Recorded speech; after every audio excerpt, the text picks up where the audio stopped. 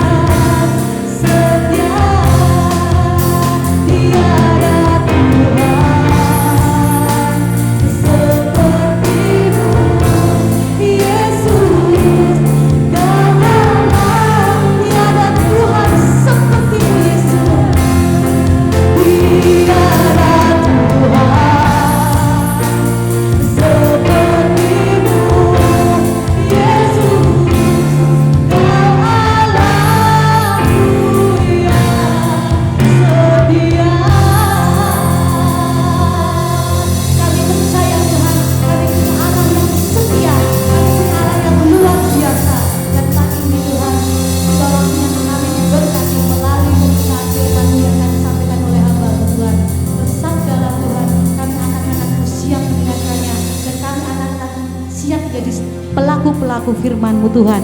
Di dalam nama Tuhan Yesus, Engkau yang siap untuk menerima firman Tuhan, mari sama-sama kita berkata, amin. Shalom, Bapak Ibu serta saudara-saudara sekalian. Puji Tuhan kalau kita saat ini masih bisa beribadah, masih bisa memuji Tuhan, masih bisa mendengarkan atau belajar firman Tuhan. Itu semua oleh karena kemurahan Tuhan. Bapak Ibu serta saudara terkasih, kami masih ingin ajak kita belajar firman Tuhan yang terdapat dalam kitab Roma pasal 1 ayat 16-17. Sebagaimana minggu lalu sebagian sudah kami sampaikan, kami ajak untuk saudara-saudara belajar bersama, tapi kami masih ingin kita meneruskan pemahaman firman Tuhan yang terdapat dalam kitab Roma pasal 1 ayat 16-17 yang merupakan kesaksian dari Rasul Paulus. Dan tema tetap kita belajar bersama-sama bahwa mempertahankan iman, memperjuangkan iman itu adalah bagian terpenting dalam kehidupan kita. Kami ingin kita kembali membacanya. Ayat 16 demikian dalam kitab Roma pasal 1 ayat 16, sebab aku mempunyai keyakinan yang kokoh dalam Injil, karena Injil adalah kekuatan Allah yang menyelamatkan setiap orang yang percaya, pertama-tama orang Yahudi, tetapi juga orang Yunani. Sebab di dalamnya nyata kebenaran Allah yang bertolak dari iman dan memimpin kepada iman, seperti ada tertulis, orang benar akan hidup oleh iman. Bapak Ibu terkasih, kita minggu lalu kita sudah belajar bersama bagaimana Paulus setelah percaya kepada Kristus, Paulus setelah percaya kepada Tuhan Yesus Kristus, dia memiliki satu pengakuan yang kuat, yaitu bahwa di dalam Injil ada kekuatan Allah. Di dalam Injil ada kekuatan Allah yang menyelamatkan setiap orang. Artinya siapapun orangnya, dari latar belakang bagaimanapun dan juga dari bangsa apapun di seluruh dunia ini, asal percaya pada Kristus memperoleh keselamatan. Itu pengakuan Paulus. Pada waktu itu Paulus benar-benar terkejut setelah percaya Kristus. Ternyata Injil itu kekuatan Allah yang sangat dahsyat. Kekuatan untuk melakukan apapun, untuk menolong siapapun orangnya. Dan juga kekuatan Allah yang dahsyat untuk melindungi setiap anak-anak Tuhan. Karena Paulus memang menyadari hal ini. Tadinya dia memusuhi, tadinya dia sangat menentang. Tetapi karena kekuatan Allah, Paulus berbalik. Pikirannya, hatinya, seluruh eksistensinya diubahkan oleh Tuhan. Menjadi percaya kepada Kristus. Dan dia mengatakan, di dalam Injil ada kekuatan Allah yang bisa menyelamatkan. Dalam Injil ada kekuatan Allah yang bisa menolong siapapun dalam kondisi apapun. Yang sekarang kita akan pelajari, di sini dikatakan ayat yang ke-17. Sebab di dalamnya nyata kebenaran Allah. Ini yang akan kita pelajari hari ini. Pengakuannya yang pertama, di dalam Injil ada kekuatan Allah. Yang kedua, pengakuan dia bahwa kebenaran Allah telah nyata. Kebenaran Allah telah nyata. Apa ini yang dimaksud Bapak Ibu? Sebenarnya perkataan ini perkataan Paulus yang mengatakan kebenaran Allah telah nyata, yaitu berkaitan dengan keselamatan. Yang sudah dimulai sejak Adam dan Hawa jatuh di dalam dosa. Kebenaran Allah telah nyata untuk menyelamatkan setiap manusia, dimulai pemberitaannya sudah dimulai sejak manusia pertama, yaitu Adam dan Hawa.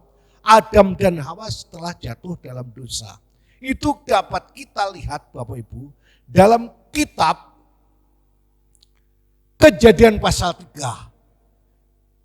Kejadian pasal 3 ayat 1 sampai 21, kalau Bapak Ibu membaca kitab itu, betapa dahsyatnya kekuatan dosa itu yang telah ada dalam manusia. Kita lihat, Adam dan Hawa waktu itu memang Tuhan sudah katakan, janganlah engkau makan buah yang dilarang yang ada di tengah-tengah taman itu. Maka jika engkau memakannya, maka engkau akan mati. Tetapi saudara-saudaraku, kita lihat, iblis mengambil satu kesempatan memberitahukan kepada Adam dan Hawa, engkau tidak akan mati kalau engkau mengambil buah yang ada di tengah taman itu. Diputar balik oleh kuasa kegelapan. Minggu lalu saya sudah katakan, iblis suka membuat tipuan. Iblis adalah satu pribadi suka berbohong, suka berbuat kejahatan, suka berbuat sesuatu yang menjadikan huru hara dan seterusnya. Dan salah satunya yang dipakai oleh iblis untuk mempengaruhi Adam dan Hawa, memutar balikkan kebenaran. Allah katakan jangan kau makan, tetapi iblis katakan makan saja. Allah katakan kalau engkau makan dan merabanya engkau akan mati. Tapi iblis katakan engkau tidak akan mati, tetapi engkau akan mengetahui yang baik dan yang jahat. Dan engkau akan bisa mengetahui hal-hal yang baik dan jahat. Itu yang dikatakan oleh iblis. Lalu Hawa tertarik dengan perkataan iblis dan mengambillah buah itu. Lalu diberikan juga kepada Hawa, maksud saya kepada Adam. Dan setelah itu betullah apa yang dikatakan Allah, bahwa manusia setelah mengambil yaitu buah yang dilarang, maka manusia berbuat dosa. Manusia berdosa dan manusia benar-benar kehidupannya sudah hidup di dalam dosa. Salah satu yang dapat kita lihat dalam ayat-ayat itu dalam kitab Kejadian pasal 3. Setelah berbuat dosa, maka yang muncul pertama dalam kehidupan manusia berdosa itu adalah hidup dalam ketakutan.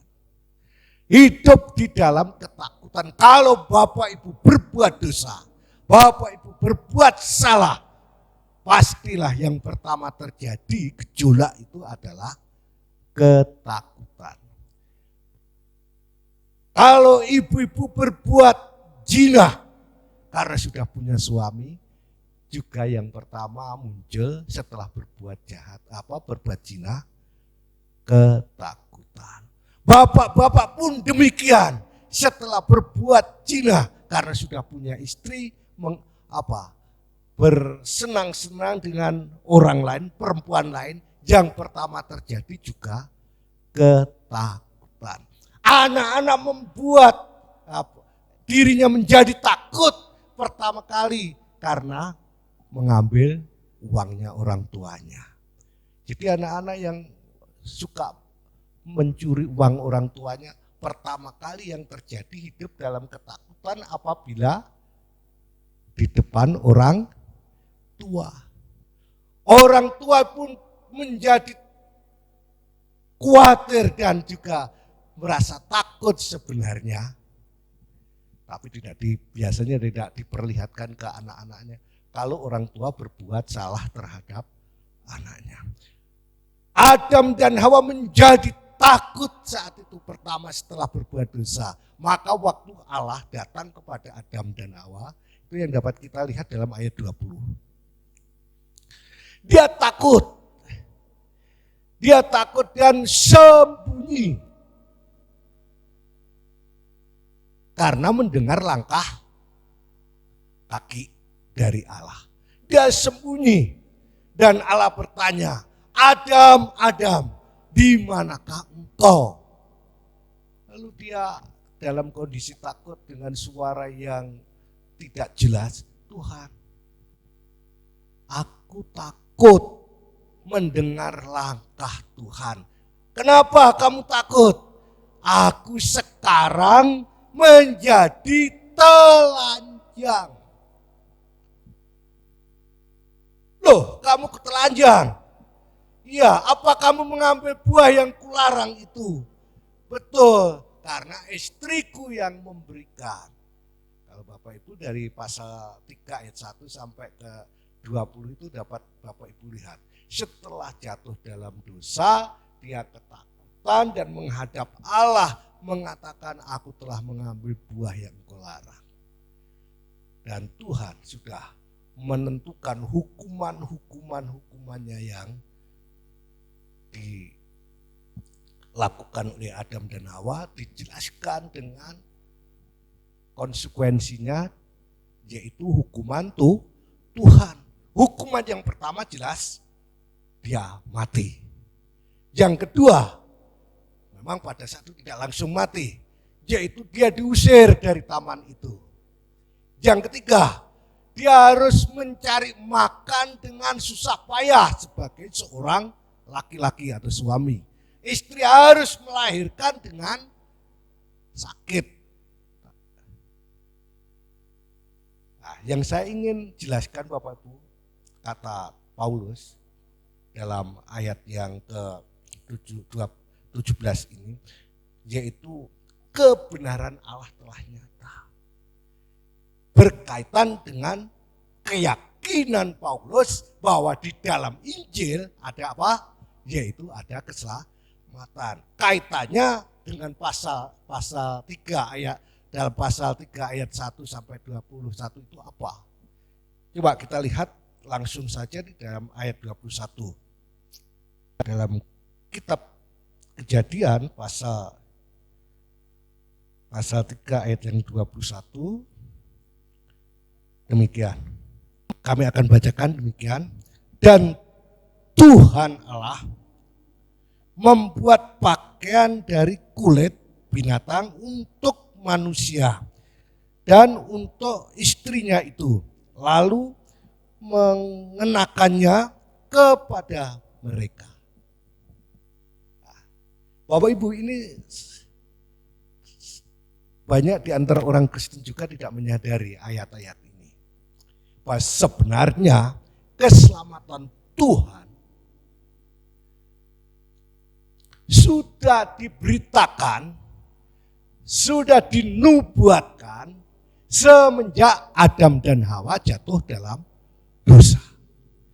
Dan ayat 21 dalam pasal 3 kitab Kejadian ini mengatakan bahwa Tuhan telah memberikan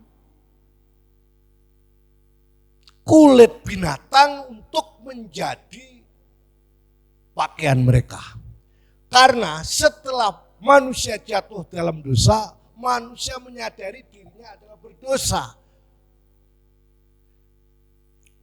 Dan waktu itu dia mengambil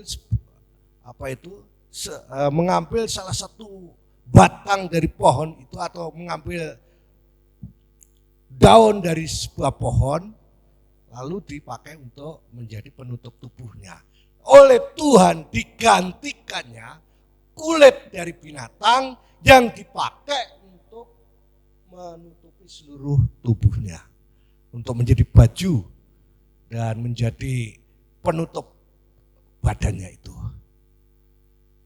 Bapak Ibu, pada waktu diberikan kepada Adam dan Hawa kulit itu, jelas membunuh salah satu binatang dan mengorbankan binatang itu.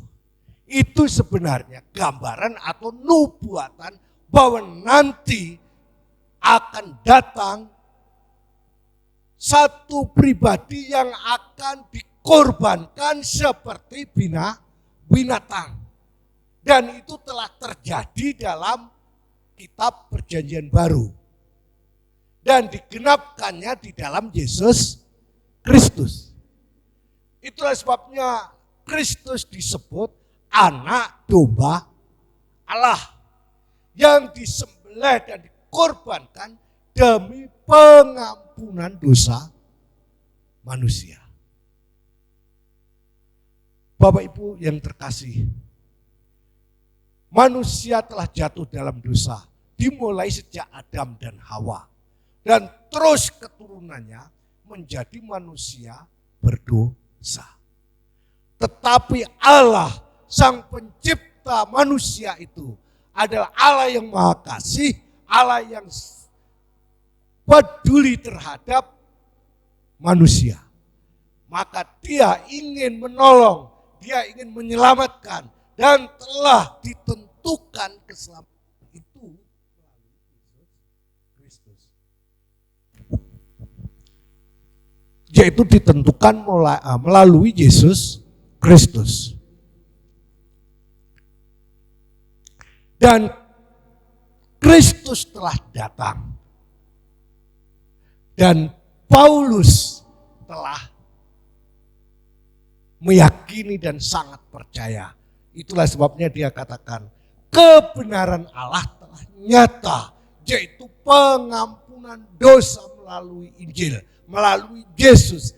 Dan karya itu sudah dinubuatkan semenjak Adam dan Hawa jatuh dalam dosa.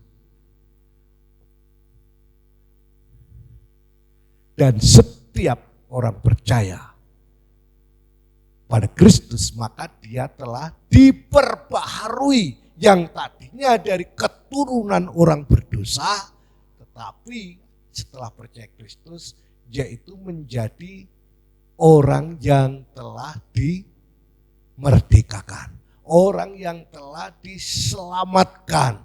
Itulah sebabnya Paulus katakan di dalam kitab Galatia pasal 2 itu, ayat yang 20. Yaitu bahwa, coba kita lihat saja.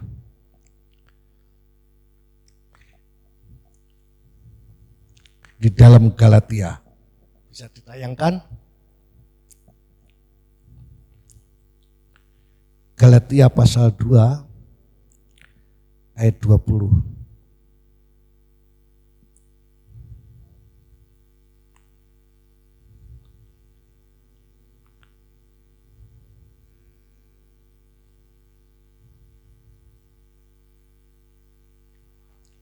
Namun aku hidup, tetapi bukan lagi aku sendiri yang hidup, melainkan Kristus yang hidup di dalam aku.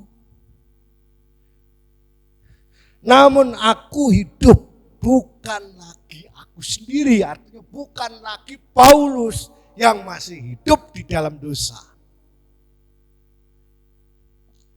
Hidup Paulus yang di dalam dosa telah ditenggelamkan waktu dia percaya Kristus menuju ke Damsyik waktu itu. Dan dia menjadi manusia baru di dalam Kristus. Yang lama telah berlalu, yang baru sudah datang. Dan itu yang mesti juga menjadi iman percaya kita, menjadi pengakuan kita. Kalau Paulus tadi pengakuannya, bahwa dalam Injil ada kekuatan Allah untuk menyelamatkan setiap orang percaya. Dan juga dalam Galatia ini katakan, aku tidak lagi aku sendiri yang hidup, melainkan Kristus. Dan orang yang hidup di dalam Kristus, saudaraku, memang perlu sadar banyak perjuangan dan harus hidup dalam satu perjuangan. Paulus telah hidup dalam Kristus. Semua apa yang lama telah tinggalkan, yang baru dia benar-benar mencerminkan hidup Kristus. Walaupun tantangan-tantangan silih berganti datang, dia tetap mengaku, bukan lagi aku yang hidup, tapi Kristus yang hidup di dalam aku. Dan pengakuan dia juga kalau dalam kitab Filipi pasal 3, di sana dikatakan, selagi aku masih hidup, untuk Kristus. Dan kalau aku mati adalah untungku. Saya terkejut Bapak Ibu. Tadi baru saja jam 5 tadi mendengar. Ada seorang ibu yang akrab dengan kami dan bahkan ibu itu yang dulu bahkan sering membantu kami. Ya biasanya setiap bulan itu memberikan untuk supaya kami bisa beli sembako. Minggu lalu suaminya meninggal. Hari ini ibu itu meninggal. Tinggalnya di Tawang. Yaitu Ibu Sangmi dan suaminya. Mungkin malam ini baru perjalanan dari Surabaya, jenazahnya bawa ke Wates. Nah, berkaitan dengan itu bahwa betapa pentingnya pengakuan kita. Kalau kita masih hidup, mari hidup bagi Kristus. Sebenarnya apapun yang kita lakukan dengan segala macam yang kita bisa korbankan kepada Kristus, tidak ada apa-apanya dibanding korban Kristus. Itulah gerejanya siapa itu? Pak Erastus. Sekarang Pak Erastus bukan di GBI lagi karena dianggap tidak seperti pengakuan GBI, tapi dia pernah berkata begini, apapun yang kita punya, kita persembahkan kepada Kristus, itu pun tidak lebih besar daripada pengorbanan Kristus. Memang benar, Paulus pun berkata bahwa hidupku bukan aku lagi, tapi Kristus yang hidup di dalam aku. Dan kalau aku masih hidup, melakukan semua itu, baik tubuhku untuk melayani Tuhan, hartaku untuk pakai pekerjaan Tuhan, tidak sebanding korban Kristus. Jadi Bapak Ibu, inti dari firman Tuhan ini yang kita lihat hari ini yaitu pengakuan Paulus bahwa benar firman Tuhan itu atau kebenaran Allah itu telah nyata. Kalau dilihat dari sisi peristiwa Adam dan Hawa, itu telah terbukti di dalam Yesus Kristus. Besok minggu lalu kita akan belajar lagi kebenaran Allah ini telah nyata. Kalau kita lihat dalam peristiwa Nuh. Dalam peristiwa Nuh itu apa betul ada kaitannya dengan apa yang dikatakan oleh Paulus ini. Kalau hari ini kita belajar kebenaran Allah nyata dalam peristiwa Adam, di mana telah terbukti kata firman Tuhan dalam kitab Kejadian itu bahwa manusia memperoleh pertolongan Allah melalui memberikan kurban binatang. Dan kulitnya dipakai untuk menjadi baju atau penutup tubuhnya Adam dan Hawa waktu telanjang. Ini sebenarnya adalah merupakan nubuatan atau ada satu gambaran bahwa nanti ada satu pribadi yang akan menutupi semua dosa kita. Itu saja yang saya sampaikan Bapak Ibu. Mungkin Bapak Ibu paham dan perlu kita renungkan ini. Kita telah memperoleh anugerah Tuhan, yaitu diselamatkan bukan karena perbuatan kita, bukan karena kekuatan kita, oleh karena keselamatan kita terima melalui kasih Allah dan cinta kasih Allah terhadap kita. Melalui Yesus Kristus kita diampuni dosa kita. Mari kita berdoa. Bapak Ibu, mari kita berdoa untuk firman Tuhan. Kita juga berdoa untuk semua jemaat yang ada, supaya Tuhan tolong di tengah-tengah situasi sulit ini, supaya tetap berjuang dalam perjuangan iman. Apapun keadaan kita, supaya kita tetap percaya bahwa Kristus Tuhan Juru Selamat kita. Dan juga kita berdoa untuk bangsa dan negara. Mari kita berdoa. Tuhan Allah Bapa yang di surga, yang kami kenal dalam nama Tuhan Yesus. Pada pagi hari ini kami sungguh bersyukur kalau boleh belajar firman Tuhan. Kami ingin Tuhan, hidup kami seperti apa yang Paulus imani, yang Paulus yakini, supaya kami juga meyakini, mengimani bahwa Injil kekuatan Allah yang menyelamatkan kami. Kami sungguh bersyukur Tuhan telah memberikan pertolongan Injil bagi kami demi pengampunan dosa kami. Juga Tuhan, Engkau tolong kami setiap hari hidup kami, biarlah hidup terus berjalan dalam Injil dan juga untuk memuliakan Tuhan lewat hidup kami.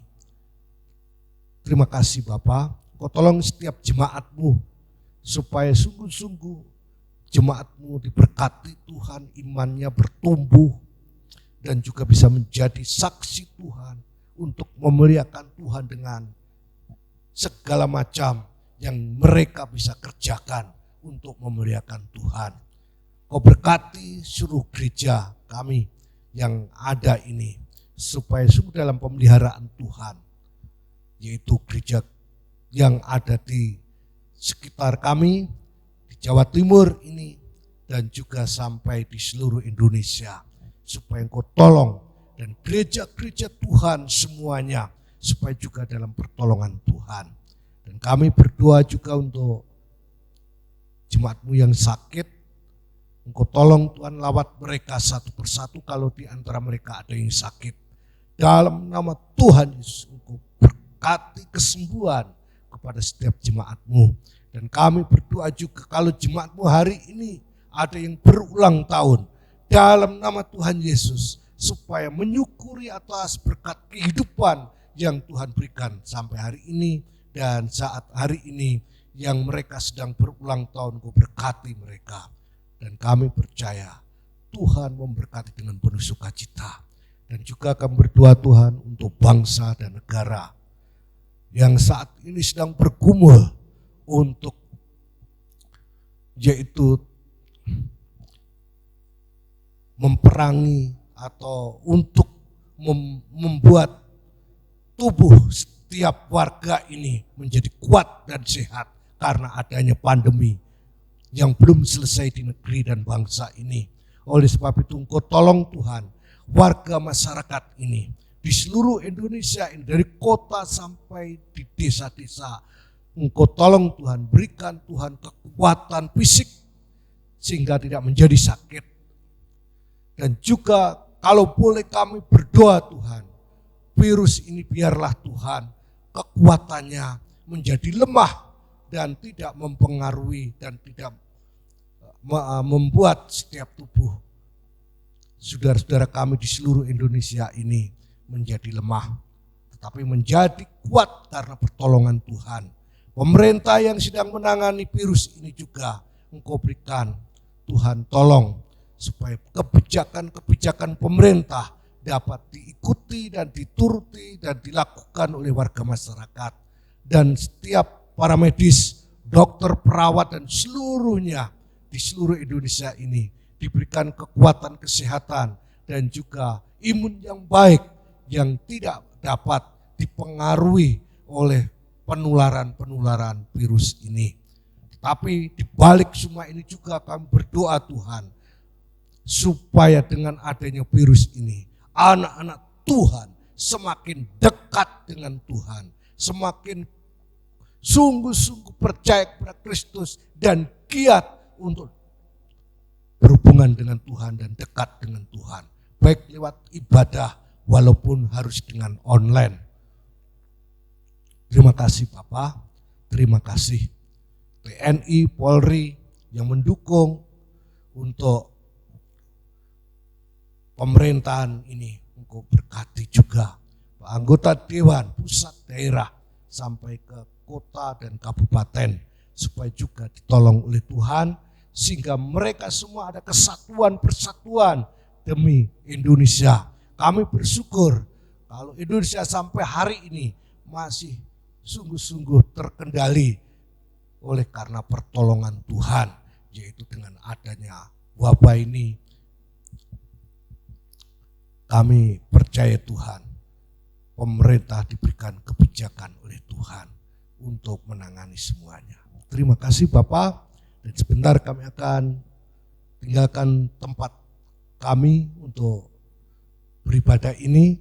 Kami mohon supaya Tuhan memberkati kami dengan berkat damai sejahtera dari Tuhan Allah Bapa, dalam nama Tuhan Yesus dan persekutuannya Roh Kudus, mulai pagi hari ini dan sampai selamanya menyertai kami sampai Maranatha Tuhan datang kedua kalinya. Haleluya. Amin.